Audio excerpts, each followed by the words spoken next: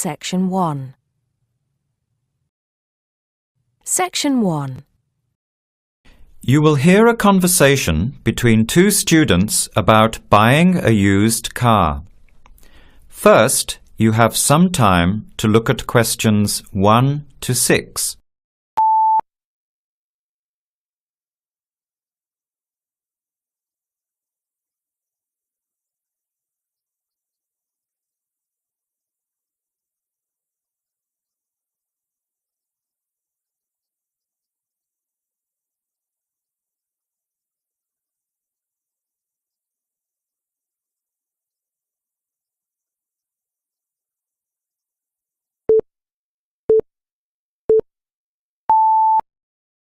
Now, let's begin. Answer the questions as you listen. You will not hear the recording a second time. Listen carefully to the conversation and answer questions 1 to 6. Hello, Hello, can I speak to Eleanor, please? this is Eleanor speaking. Hi, my name is Jan. I'm calling about the car that was advertised on the notice board in the Student Union building. Is it still for sale? Yes, it is. Your ad says it's a 1985 Celica, in good condition. It's old, but it has been well looked after. My family has had the car for 10 years. I'm just the third owner and my mother had it before me, so we know its history. We've got all the receipts and records. It's had regular maintenance and the brakes were done last year. It runs really well but looks its age. Why are you selling it, by the way? Well, I'm going overseas next month to study. I'll be away for at least 2 years, so I have to sell it. Unfortunately, it's been a good car. You want $1,500, is that right? I was asking $2,000, but since I need to sell it quickly, I've reduced the price. Would you like to come and take it for a drive? I don't live far from the university. Yes, I'd like to have a look. What time would suit you? Any time this evening is fine. Well, I finish classes at 6 o'clock. How about straight after that? Say 6:30? Great, I'll give you directions. When you leave the main gate of the university, turn left on South Road and keep going until you get to the Grand Cinema. Take the first right, that's Princess Street. I'm at number 88 on the right. So it's 80 Princess Street. No, it's 88 Princess Street and the suburb is Parkwood. You'll see the car parked in front. It's the red one with the for sale sign on it. Okay, thanks Eleanor. I'll see you later. Bye. Before you hear the rest of the conversation, you have some time to look at questions 7 to 10.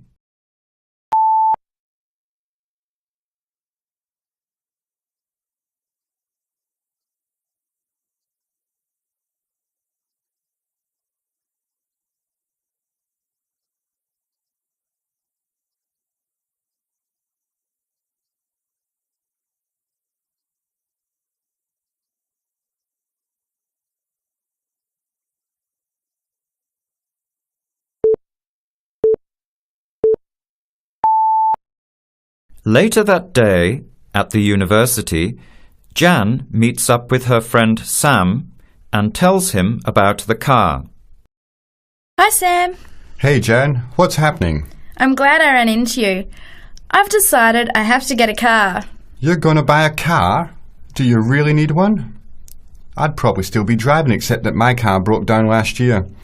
Instead of getting another one, I just moved closer to the university and went back to riding a bike. Better for the environment, better for my health, and I save a lot of money. Did it really cost that much? Well, when you think of registration, insurance, rising petrol costs, parking plus maintenance and repairs, it adds up. I know it's going to be expensive, but I really need my own transportation. It takes half an hour by bus each way to university as it is. But now I'm working at night in the city. There's no way I want to hang around waiting for a bus late at night, then walk 3 blocks home alone. Hey, I think you've got a point there. So what kind of car are you looking at? It's an 85 Celica, same kind as I used to have. The owner's asking $1,500. That's pretty old. How many kilometres has it done? You know, I forgot to ask. I'll have to check tonight when I go see it. Would you be able to come with me to have a look? At about 6:30? Sure, I'll come, but I don't know a lot about cars. I do know one thing, though. I wouldn't buy an old car without having a mechanic look at it first. That's a good idea. But won't it cost a lot? Not really. You can get a check done through the Automobile Association for $80, and it comes with a report on the condition of the car. It can save you a lot of money in the long run. I'll keep that in mind. So we have to get to Parkwood at 6:30. Do you want to take the bus? It goes straight down South Road every 15 minutes. Or maybe we could walk. I don't think it's that far. Actually, I could borrow my roommate's motorbike for an hour or so. He's working all evening in the library. Do you think he'd mind? No way. He owes me a favour or two. Okay, great.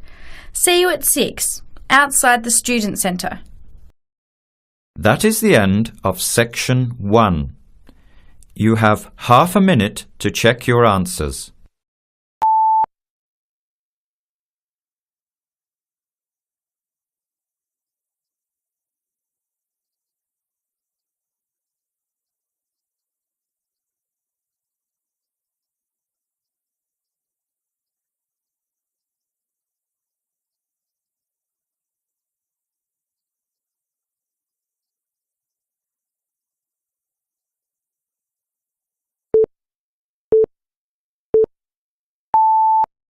Now turn to Section 2. Section 2. In Section 4 you will hear an extract from a talk about student health and specifically about ways to avoid headaches. As you listen to the talk, by using words from the box to complete the summary. There are more words in the box than you need. Some words may be used more than once. Now look at questions 11 to 15.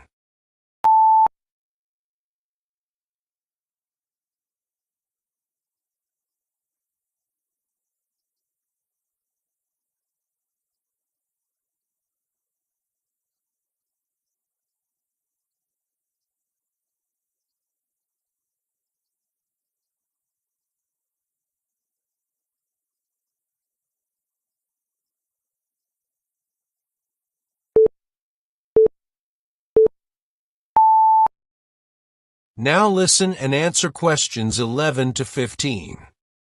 Hello, welcome to the Student Orientation Programme. Today's session is on health issues, and this talk is about headaches and how to avoid them. It may surprise you to hear that headaches are often caused by hunger. In fact, one study suggested that 70% of headaches are related to hunger, which makes it the principal cause. The advice is simple. Eat 3 meals a day and try to keep to a fairly regular schedule of meals.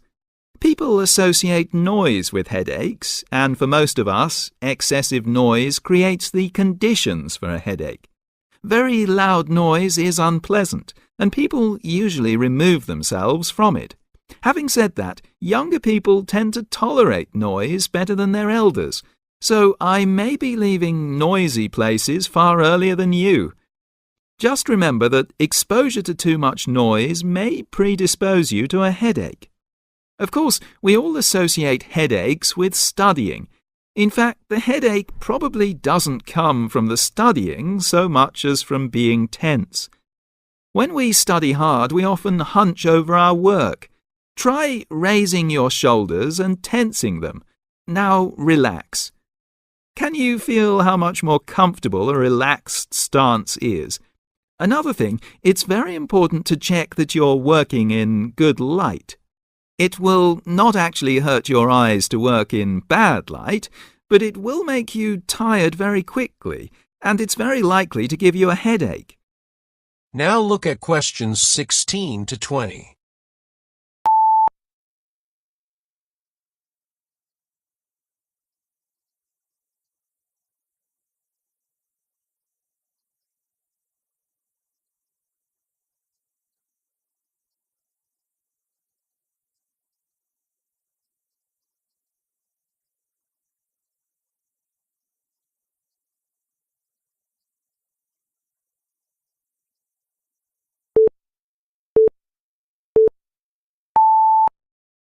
Now listen and answer questions 16 to 20. What's more, if you have the book flat on a desk in front of you, it will be harder to read, and you'll have to hold your head at an odd angle. It's wise to have a bookrest which raises the material you're reading at 45 degrees to the desk. This will help reduce your chance of a headache. Try to relax before bed so that you'll be relaxed when you try to sleep. A soak in a hot bath may be helpful. It's also important to really sleep when you go to bed.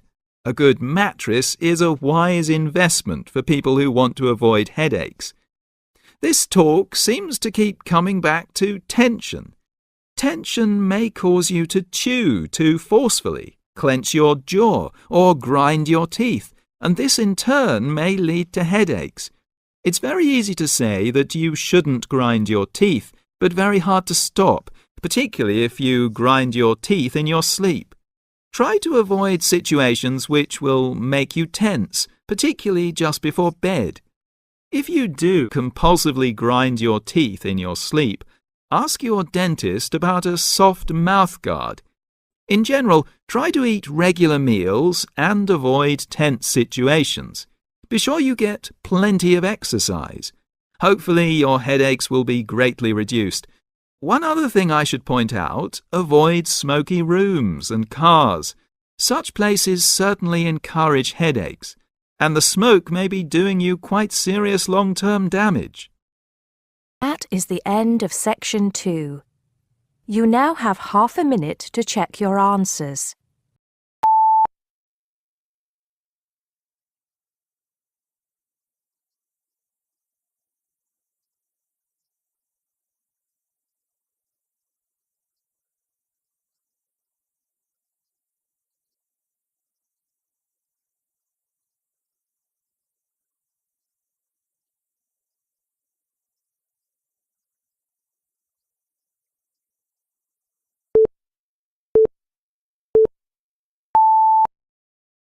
Section 3. You will hear Tom and Annie, 2 students, talking with their professor about the assignment. First, you have some time to look at questions 21 to 26.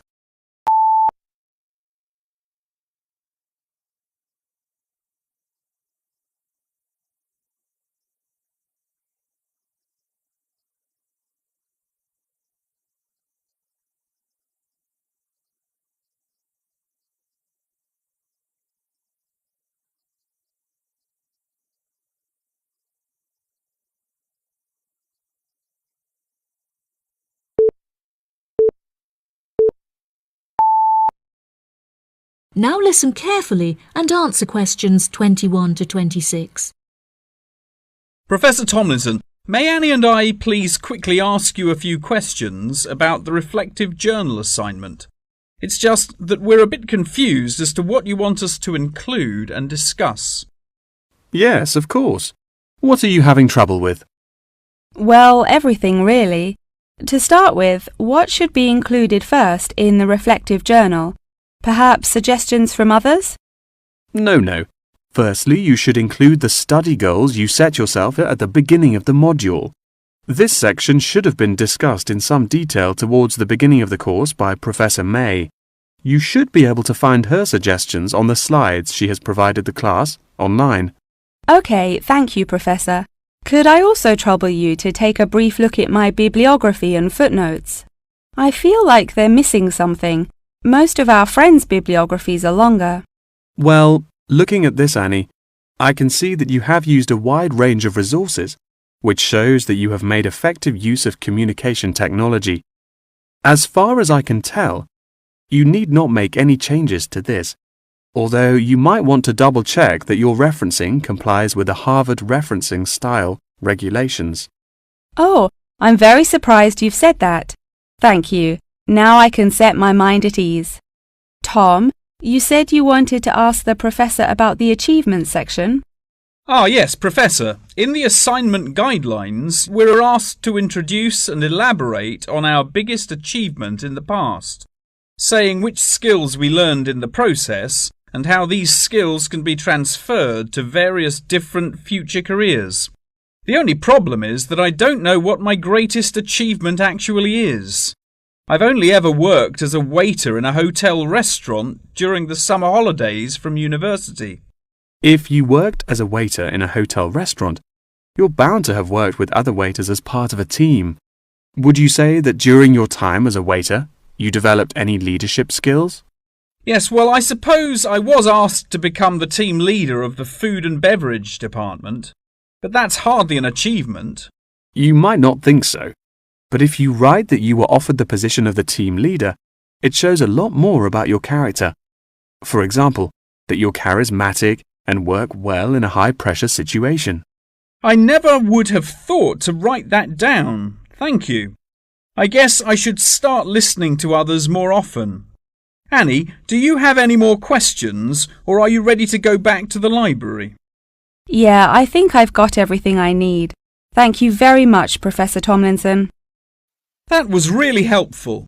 I'm actually starting to look forward to writing this now, and it should be a really useful exercise to prepare us for writing CVs and applying for jobs. It's shocking how bad I am at identifying my strengths and weaknesses. Professor Tomlinson has shown me that I definitely need to start displaying some self-awareness. Yeah, Tom, you really do. You're always so modest. Modesty is great until it comes to applying for jobs. Before you hear the rest of the conversation, you have some time to look at questions 27 to 30.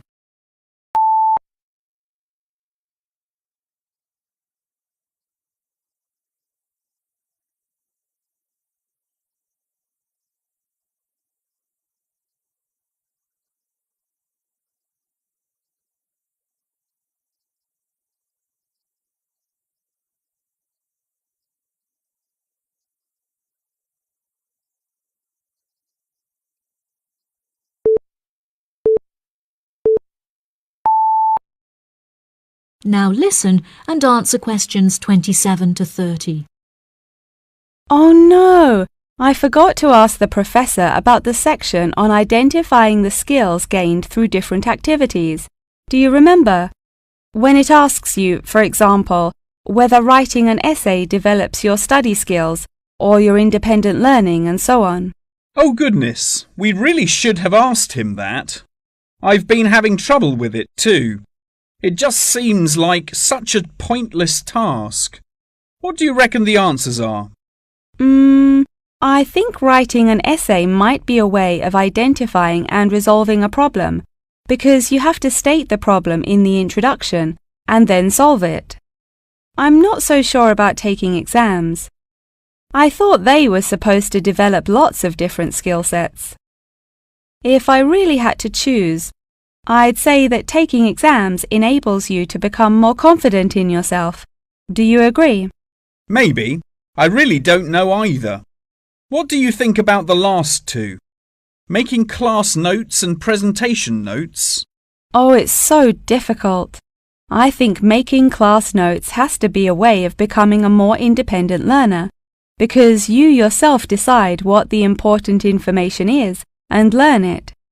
That reminds me, I find taking presentation notes is a disaster. The professors speak much too quickly, and I write much too slowly. That is the end of section 3. You now have half a minute to check your answers.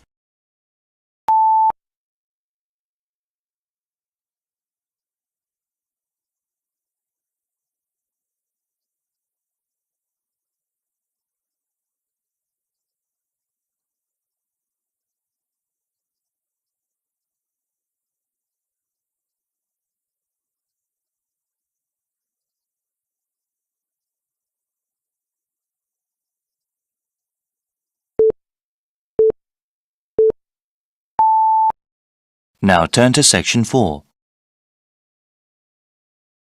Section 4. You will hear a student representative explaining the views of the student body about how a large donation to the school should be spent. First, you have some time to look at questions 31 to 37.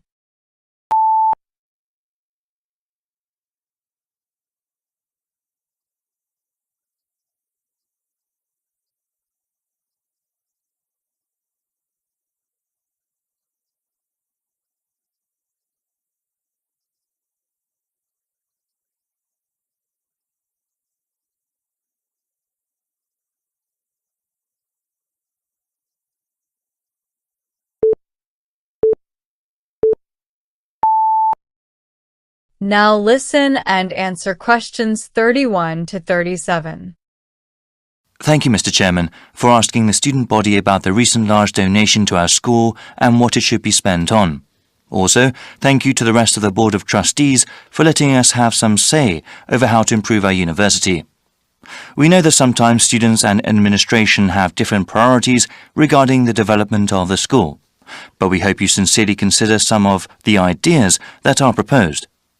When the estate of Paul A. Madrib announced that he had left over $50 million to the school, the whole community was quite ecstatic and very grateful for such a generous gift. Since the initial euphoria has passed, though, we have all realized that some tough decisions have to be made. The donation can help fund new projects for the school or improve existing facilities and programs. But there is not enough money to pay for every single idea. That is why the University Senate, through an online survey, asked the student body what ideas they thought were best. The first part of this survey consisted of an open question. Students could list any number of different ideas. The results were then compiled in order to do a second online survey. Ideas that were totally impossible, or those that were jokes, were taken out.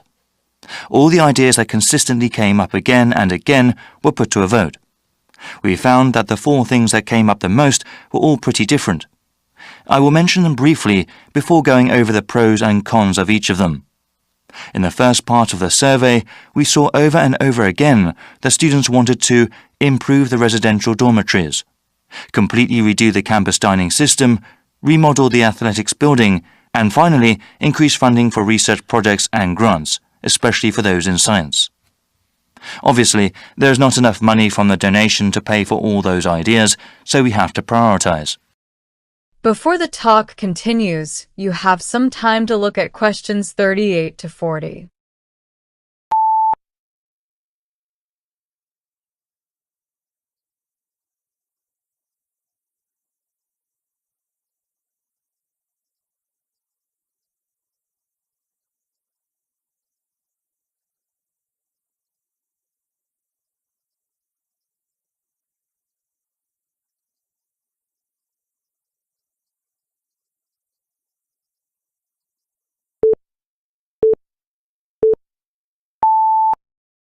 Now listen and answer questions 38 to 40. The ideas that got the most votes were improving the residential dormitories and completely redoing the campus dining system. They both got 30% and 28% respectively of students saying that was what most of the money should be spent on. Many of the dorm facilities are quite old and definitely need some repair, particularly the shared bathrooms. Also, students have been complaining for a while that there is not an adequate number of dining facilities on campus, and that the quality of the food at existing places is low. Spending most of the donation in these areas will definitely improve the quality of life on campus. However, a significant minority of the student population, about 40%, does not live on campus. They commute from their homes elsewhere and therefore would not benefit from those improvements. 25% of students thought improving the athletics building was the best use of the money, and 17% voted for giving money to research projects for science. There are many people who are attracted to our university because of our athletics programs, so improving the building would improve the reputation of the university. Only a small percentage of students actually ever use the athletics building, however. Though it received the fewest votes, giving money to university research projects has great potential. Any new patents that come about because of that research can possibly earn the school lots of money. That is the end of section 4. You now have half a minute to check your answers.